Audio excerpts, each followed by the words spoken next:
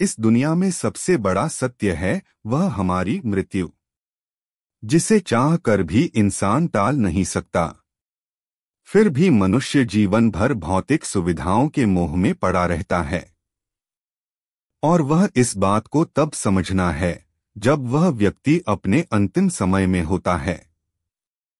कोई भी व्यक्ति इस पृथ्वी पर अमर नहीं है, उन्हें एक ना एक दिन मृत्यु को प्राप्त होना ही है। हिंदू धर्म में जब भी किसी की मृत्यु होती है तो उसका अंतिम संस्कार कर दिया जाता है। क्या आपने कभी सोचा है मृत्यु के बाद आत्मा कहाँ जाती है?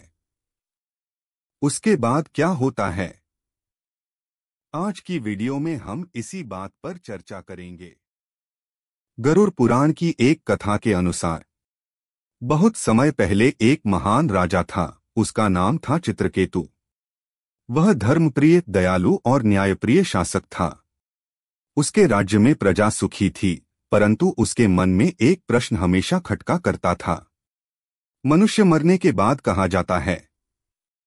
आत्मा का क्या होता है? और हमारे कर्मों का हिसाब कौन रखता है? राजा ने कई विद्वानों से पूछा, परंतु कोई संतोषजनक उत्तर नहीं मिला। एक दिन राजा वन में शिकार करने गया। अचानक उसे आकाश में दिव्य विमान दिखाई दिया। उस विमान में गरुड़ जी स्वयं विराजमान थे। राजा ने विनम्र होकर प्रणाम किया और अपनी जिज्ञासा बताई। गरुड़ जी ने कहा, राजन, यह प्रश्न गहन है। इसका उत्तर मैं तुम्हें दूंगा, परंतु धैर्यपूर्वक सुनना। गरुड़ जी ने समझाया, जब कोई प्राणी मृत्यु को प्राप्त होता है तब उसका शरीर यहीं रह जाता है, परंतु आत्मा अपने कर्मों के अनुसार मार्ग पकड़ती है। यदि उसने सत्कर्म किए हों तो देवदूत उसे स्वर्गलोक ले जाते हैं। यदि उसने पापकर्म किए हों तो यमदूत उसे यमलोक की ओर ले जाते हैं। राजा ने पूछा, यह कौन तय करता है कि आत्मा को कहाँ जाना है? गरुड़ जी ने उत्तर दिया, इसके लिए चित्रगुप्त जी हैं। वे हर जीव के जन्म से लेकर मृत्यु तक किए गए हर कर्म का लेखा जोखा रखते हैं। न एक क्षण छूटता है, न एक कर्म छुपता है। जैसे लौकिक जीवन में राजा के पास लेखाकार होते हैं, वैसे ही भगवान ने हर जीव के लिए चित्रगुप्त को नियुक्त किया है। गरुड़ जी ने आगे कहा, जब पापी जीव यमलोक पहुंचता है तो यमदूत उसे बहुत कठोर मार्ग से ले जाते हैं। मार्ग में नुकीले पत्थर, कांटे और अग्नि होती है।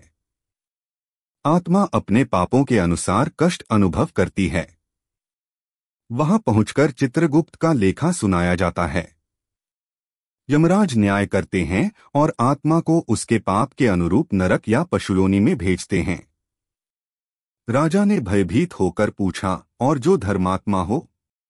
गरुड़ जी ने उत्तर दिया, जो धर्मात्मा होता है उसे दिव्य पुष्पक विमान लेकर जाते हैं। मार्ग सुगंधित होता है, वहां गंधर्व और अप्सराएं भजन करते हैं।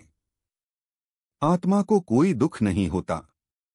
ऐसे जीव को स्वर्गलोक की प्राप्ति होती है। गरुड़ जी ने अंत में कहा, राजन, परंतु स्वर्ग भी स्थायी नहीं है। जब पुण्य समाप्त हो जाते हैं तो जीव को फिर से धरती पर आना पड़ता है। केवल भगवान का भजन, नामस्मरण और निष्काम भक्ति ही ऐसा मार्ग है जो आत्मा को जन्म मरण के बंधन से छुड़ा सकता है। इसलिए मनुष्य को जीवन में धर्म, दान, सत्य और भक्ति का पालन करना चाहिए। यही मोक्ष का मार्ग है। राजा चित्रकेतु ने यह ज्ञान सुनकर प्रणाम किया और निश्चय किया कि वह जीवन भर भक्ति और धर्म का पालन करेगा। इस कथा से हमें यह शिक्षा मिलती है कि मृत्यु के बाद केवल हमारे कर्म और भक्ति ही साथ जाते हैं। धन, पद, मान, सम्मान सब यहीं रह जाते हैं। यह वीडियो आपको अच्छी लगी हो तो लाइक, सब्सक्राइब और शेयर करें।